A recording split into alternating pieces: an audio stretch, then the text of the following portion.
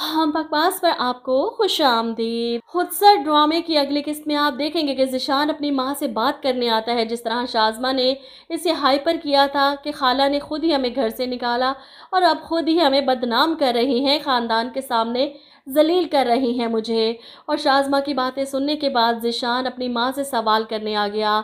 इतने दिनों बाद अफ़ान और हरीम की कोशिशों से माँ कमरे से बाहर निकली, थोड़ा बहुत मुस्कुराई और इसी लम्हे ज़ीशान वहाँ आ जाता है कि आप लोग यहाँ पर खुश और मुतमईन हैं। मुझे लगा कि शायद मेरे जाने से दुखी होंगे। अपनी माँ और भाई को बातें सुनाता है, भाभी को बुरा भला कहता है और जब इसकी जली कटी सुनने के बाद इसे जवाब मिलता है कि चले जाओ इस घर से, तो गुस्से में अपने भाई से कहता है ये घर जितना आपका है ना, उतना ही मेरा भी है, मुझे अपना हिस्सा चाहिए इस घर में। शाज़मा तो ये पहले ही दिमाग में डाल चुकी थी, इसीलिए गुस्से में अपने माँ और भाई के सामने अपने हिस्से की डिमांड कर देता है, जिसे सुनकर इसकी माँ बर्दाश्त ही नहीं कर पाती। वो तो ये सब कहकर चला गया, लेकिन माँ दिल पकड़कर वहीं पर गिर गई। अफ़ान, हरीम, अमरीन सब इनके लिए परेशान। इन्हें फौरी तौर पर हॉस्पिटल लेकर जाया जाता है। ज़ीशान घर जाकर अपने रोने रोता है शाज़मा के सामने कि मेरे बगैर तो सब बहुत खुश हैं, किसी को परवाह ही नहीं हमारी। सबसे बड़ा दुख था मुझे माँ को छोड़कर आने का। अब मेरी माँ मेरे बगैर खुश है तो अल्लाह इन्हें खुश ही रखे। इस पर शाज़मा मासूम बनने की एक्टिंग करती है। खाला जान को ऐसा नहीं करना चाहिए था। अक्सर औक़ात लोग रिश्ते और उम्र में बड़े होने का नाजायज़ फ़ायदा उठाते हैं। अब हम रिश्ते ख़त्म तो नहीं कर सकते ना। जिस पर ज़ीशान कहता है मैं ख़त्म कर आया हूँ हर रिश्ता, अब कोई ताल्लुक़ नहीं है मेरा उनसे। शाज़मा को तो अपने हिस्से की पड़ी है, रिश्ता ख़त्म कर दिया तो हिस्सा कैसे मिलेगा। एक तरफ से वो खुश भी है कि शुक्र है ज़ीशान की जान छूटी इसके घर वालों से, अब कभी पलट कर उस घर में कदम नहीं रखेगा। वहीं दूसरी तरफ कमर भी घर जाकर अपने शोहर से कहती हैं देख लिया आपने, आपने तो कहा था कि मेरी बेटी ही बुरी है, उसने ज़ीशान को अलग कर दिया उसकी माँ से, लेकिन अब ज़ीशान ने खुद सारी हकीकत बता दी। भाई जवान औलाद से बात करने का कोई तरीका सलीका होता है।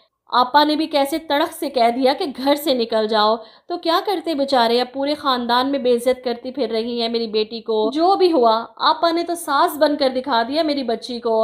वहीं दूसरी तरफ अफान हॉस्पिटल में परेशान मामू को फ़ोन करता है तो वो भी आ जाते हैं, सोनिया भी। ऐसे में कमर को भी इत्तला मिल जाती है कि आपा हॉस्पिटल में है। कमर को देखकर इसका भाई फिर से नाराज़ होता है। आपा की ये हालत सिर्फ तुम्हारी बेटी की वजह से हुई, आपा की अजीज़ तरीन औलाद को उनसे दूर कर दिया, इस बात का एहसास नहीं शाज़मा को। अब कमर नज़रें चुराती है और शाज़मा को फ़ोन करके बताती है कि पूरा ख़ानदान हॉस्पिटल में जमा है, डॉक्टरों ने आपा को जवाब दे दिया। ये सुनकर शाज़मा हैरान, प्लीज़ अम्मी ये बातें ज़ीशान को मत बताने बैठ जाइएगा, फिर से माँ की मोहब्बत का जोश चढ़ जाएगा। वो तो 2-4 दिन हॉस्पिटल में रहकर फिर से हट्टी कट्टी घर वापस आ जाएंगी। बेटा सब कुछ छोड़ छाड़ कर माँ की पट्टी से लगकर बैठ जाएगा। अब ज़ीशान जो ऑफिस से घर आता है, अफ़ान का फ़ोन बार बार आ रहा था, इसे लगा कि भाई फिर से बातें सुनाने के लिए फ़ोन कर रहा है, जानबूझकर फ़ोन उठाता ही नहीं।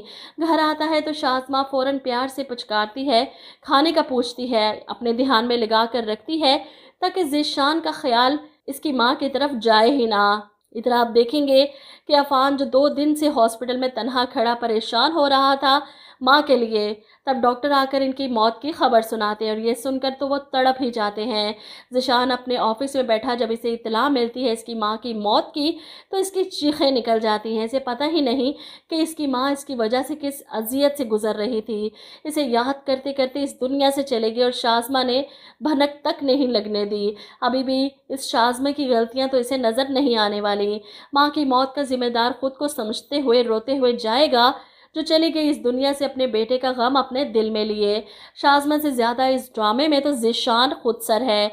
बीवी के पीछे लगकर अपनी माँ, भाई, बहन सबसे लड़ झगड़ कर चला गया और अब माँ के जाने के बाद बैठा रोएगा कि वो नाराज़ होकर चली गई मुझसे।